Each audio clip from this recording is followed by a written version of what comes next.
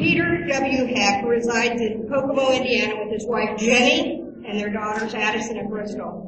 Peter graduated from Indiana Wesleyan University in 2001 with a bachelor's degree in political science in both social studies, education, and he earned his master's in political science from Ball State University. Peter, you have so many degrees, I got them mixed up.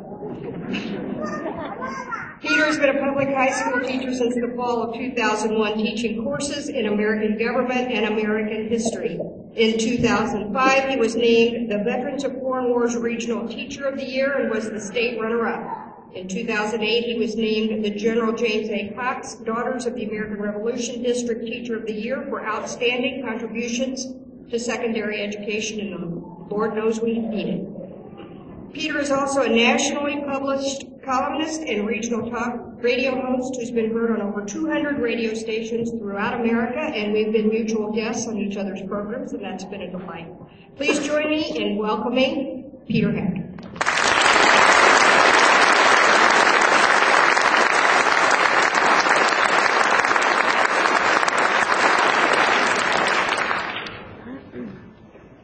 It is part of my contract, and I don't know what happened, that I am not supposed to have to speak after Jackie Walorski, so I am going to need to check on this. Lying on a snow-covered mountainside, my best friend in the world, Jeff Steiner, was motionless for several moments. After watching his fall that had started at the top of the ski slope and extended all the way down, only to be halted by the large metal pole that holds up the ski lift, several of us in the youth group were very scared. Obviously, it was one of the scariest moments of my life, and we skied over to check on him. The ski patrol was there when we arrived, and they were administering their typical routine when something like this happens. And Jeff was conscious. His right arm was pinned behind his back, and the first thing they asked him was, "Son, can you move your arms and legs?" And Jeff slowly started to move his legs and then pulled his right arm out from behind his back, and he said, "Yeah, I can move my right arm, but hey, wait a minute, where's my left arm?" And as the ski patrol's faces turned ghostly white, the rest of us in the youth group burst into hysterical laughter because my best friend Jeff had been born without a left arm.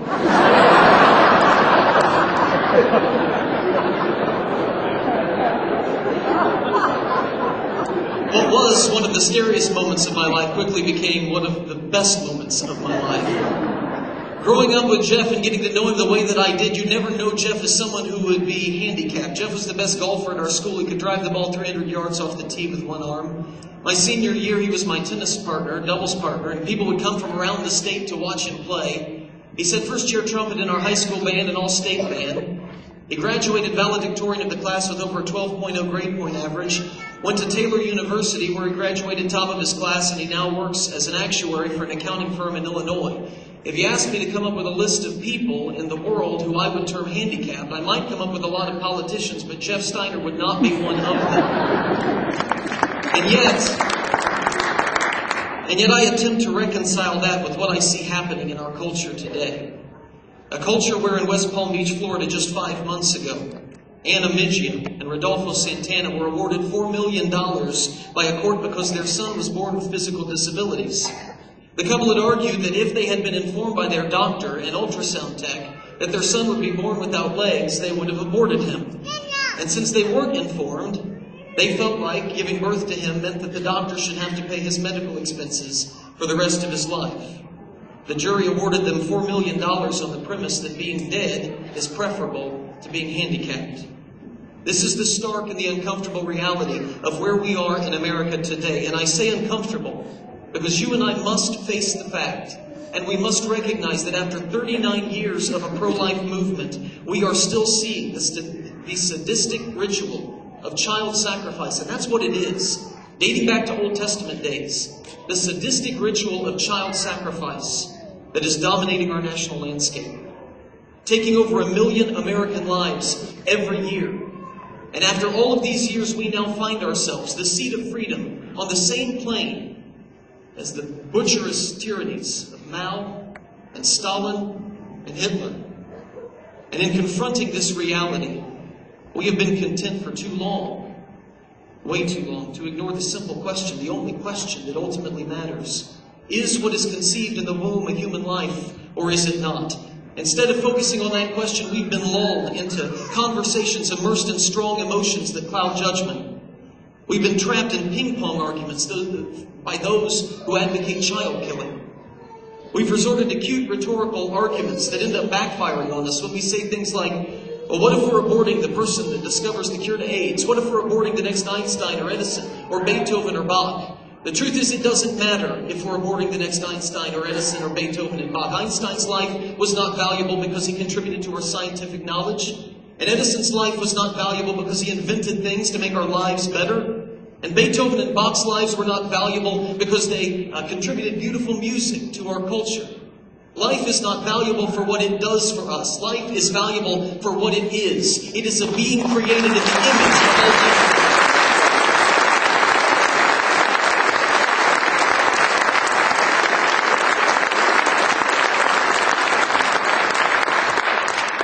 And a being that carries the image of the Creator in this fallen world is something that is always worth protecting. And I want to take a second to speak directly to the men in this audience. Men, we in particular, have been utter failures, and it's getting worse in leadership in this area. We've bought into the lie that since we are not women and we cannot become pregnant, that we should not be speaking to this issue. We cannot speak to defend women and children. My question to each and every man in this audience is this: who says? Who says that to us? Who do we take our orders from? Do we take our orders from the hypocrites at Planned Parenthood who have no problem paying many men on staff millions of dollars as they seek to expand abortion services? Who have no problem investing countless millions in men politicians who go to Washington, D.C. or state houses around America and expand abortion services? Apparently it's fine to speak out on abortion if you're a man, as long as you're saying it's okay to abort. Is that who we take our orders from? Or do we take our orders from the God who has charged us as men to be leaders, to defend women and children and defend right no matter the cost? You know, this reminds me a lot of the Garden of Eden, a story that we've read, we've heard 100 times. But have we ever paid attention to the reality of what took place there? Who did God command not to eat of the tree of the knowledge of good and evil? He commanded man. And as the tempter was tempting Eve, who was not present to stand and position himself between Eve and the tempter? Man. And when God came looking in the garden for them, God wasn't confused. He knew exactly what had happened, and he knew exactly where they were. And what does Scripture tell us? He called out to man and asked, "What have you done?"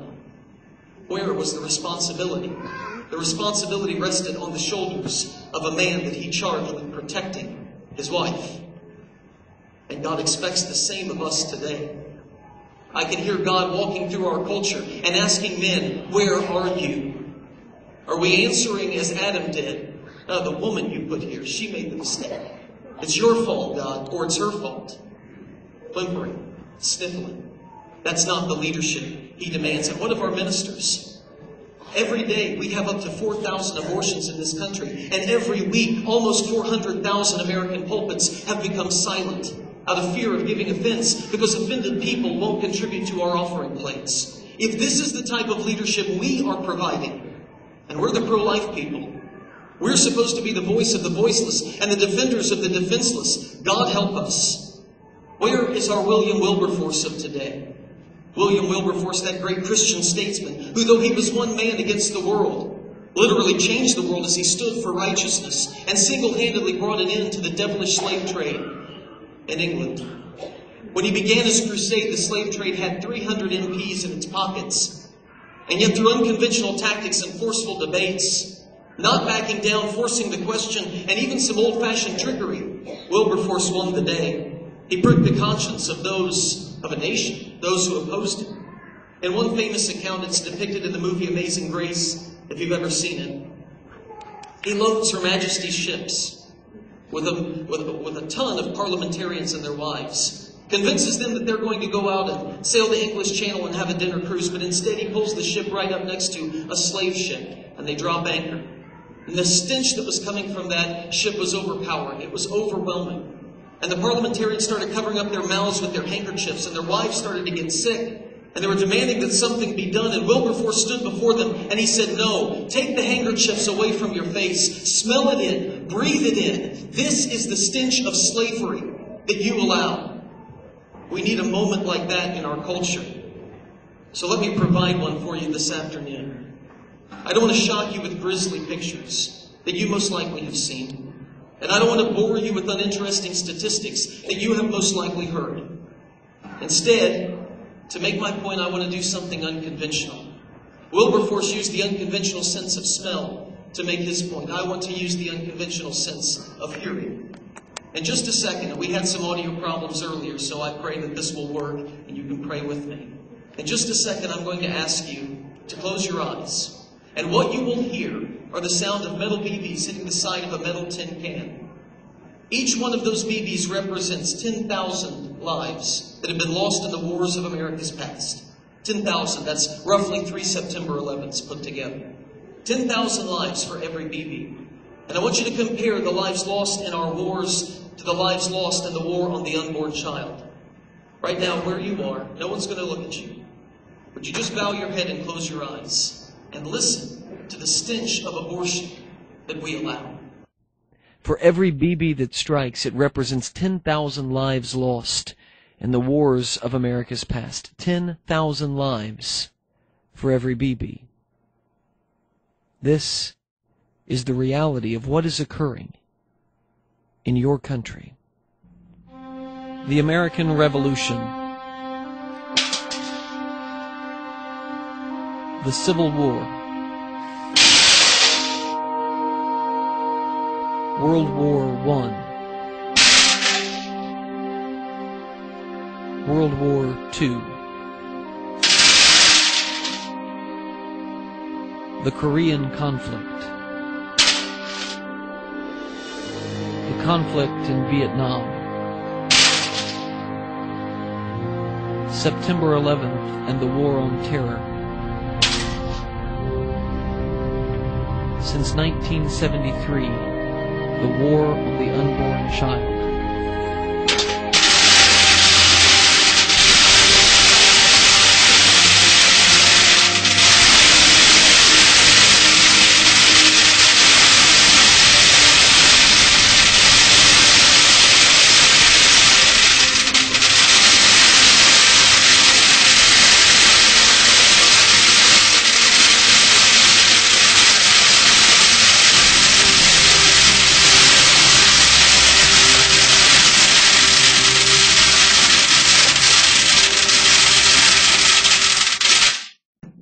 When you hear that sound, and it's available on YouTube, and I apologize that we couldn't get it to work. When you hear that on YouTube, you can go and watch it. If you're like me, you hear the 2 seconds worth of BB sounds for the wars, and you hear the 45 seconds worth of BBs pouring into a trash can, and you say the same thing over and over and over again. Please, God, make it stop. I cannot rest in knowing that 1 million American lives were lost last year because we failed to stop the killing. I will not be content that we have added laws that are the equivalent of placing plaster walls in front of an oncoming freight train of death, just hoping to slow its momentum a tad. Consider our most cherished pieces of legislation, ultrasound laws, and parental consent, and waiting periods. Each one of those things designed with the best of intentions, but what does it do? It places obstacles and roadblocks in front of the inevitable. It says we do these things, and then those chilling and haunting words, after you've done those things, you can then kill the baby. Show the woman a picture on a screen, and then you can kill a baby.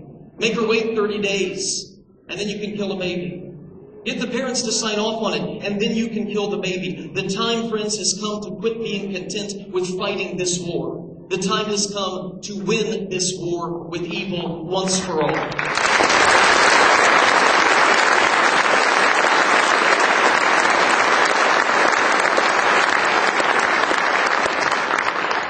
If what is conceived in the womb is human, and it is, then abortion is never justified. And those who argue for it, who treat it as something that is expendable, those are not individuals that we should ever put on the same plane of moral and intellectual equivalence. They are not, and we have granted them that dignity for far too long. Whether they are simply confused or misled, whether they are manipulated, or they have accepted downright evil, an advocate for murder is not anyone with whom we should ever sit down at the bargaining table, because the price is always too high, whether it's one life or not.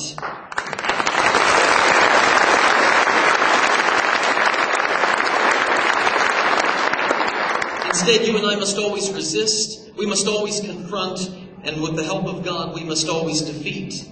We must have the courage to reject cowardice when we see it, when we hear it. What is cowardice? Cowardice is the face of a man seeking the presidency, who, when asked the question, when does a baby get human rights, answers that question by saying, I think coming to any determination as to when a baby gets human rights with any specificity is, and I quote, above my pay grade, end quote. My friends, questions that define the humanity of us all and the basic rights of man cannot be above anyone's pay grade, particularly those that we choose to be our leaders. I ask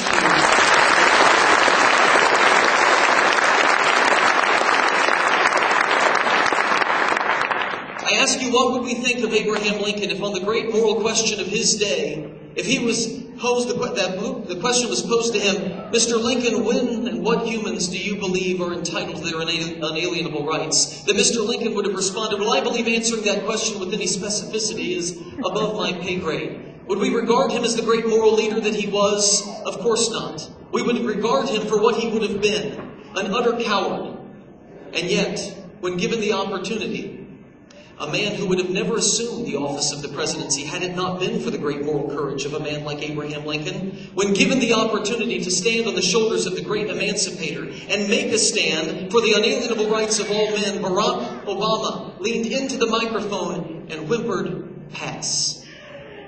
That is cowardice, and it must be confronted. If we want to win this conflict, we must go on the offensive. No more being content to simply defend life when the opportunity presents itself. We must become the aggressors. We must become the aggressive. We must be the ones setting the parameters of the debate, the ones who push the issue, the ones who demand of our politicians to answer the question, what is conceived in the womb? And if they can't tell us that what is conceived in the womb is a living human being, they are not smart enough to be our leaders. And if they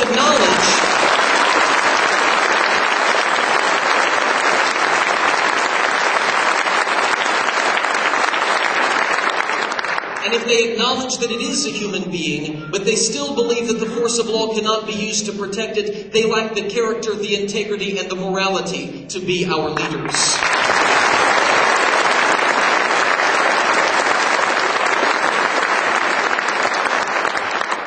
Yes, there are other issues that matter a great deal, a number of issues that we care about. But if the issue of life and death be not the most important issue, I ask you, what is?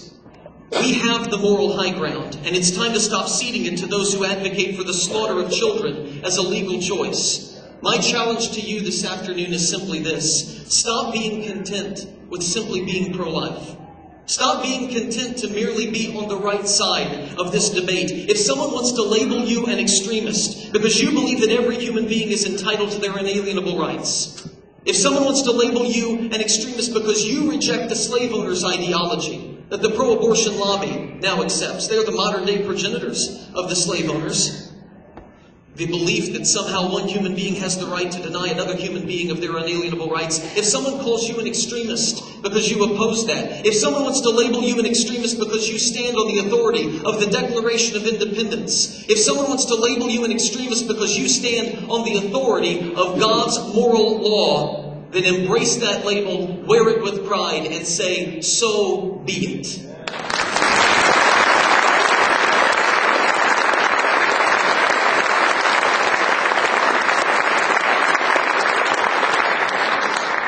Yes, we seek to use the law for good, and I am unashamed of that. We seek to use the law to promote righteousness, and I am unashamed of that. Today, we end our complacency. We have been passive for far too long. One more time, and not relying on the failures of technology, I'm going to ask you to close your eyes with me.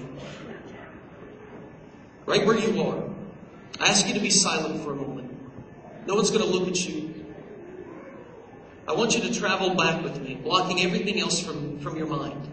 I want you to travel back right where you are to a chilly night, the chilly night air of Western Poland. The year is 1944.